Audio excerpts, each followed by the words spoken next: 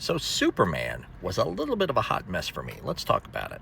I'll start off saying that I took my son with me to see the movie, and that may have been a mistake because there were some parts of the movie, especially in the middle, I think were a little bit too much for him, especially one scene in particular. And if you've seen the movie, I think you know which scene I'm talking about. And with my son sitting right next to me, fair or not, I kept comparing the movie to Superman 2, which was one of my favorite movies when I was his age, and I don't think anything will ever match the magic for me the way I felt when I watched that movie when I was a kid. That being said, I loved all of the individual characterizations. There was not a performance in the movie that I didn't like.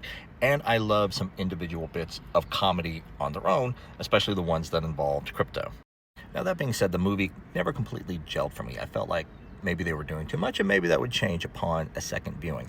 And I felt especially tonally, the movie never found its footing between the comedy and the more serious bits, which surprises me because I love James Gunn, and the Guardians of the Galaxy movies are some of my favorites of the Marvel movies. And I may get some hate for this, but Superman's speech about being human, on its own, it was great, and I'd already seen it, but within the context of the movie, it didn't work for me because we hadn't seen a whole lot of Superman or Clark Kent being human in the movie the way you and me are human and struggling in the day-to-day. For most of the movie, we see Superman in crisis mode after what we're told in the opening moments of the movie, after him losing his first battle ever.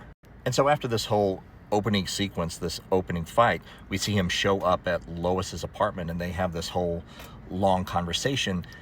He doesn't seem rattled that he has lost his first fight ever. Compare that to Superman 2, where he gives up his powers to be with Lois, and then he gets pummeled by the truck driver in one of the next scenes. And when Clark sees his blood for the first time, that really rattles him to understand what it is to be human and vulnerable. So yeah, like I said, kind of a hot mess for me, but I will say I prefer James Gunn's version of Superman over Snyder's. And while there were a lot of things I liked about Snyder and Cavill's Superman, I prefer this characterization, and I hope we get to see it continue go on.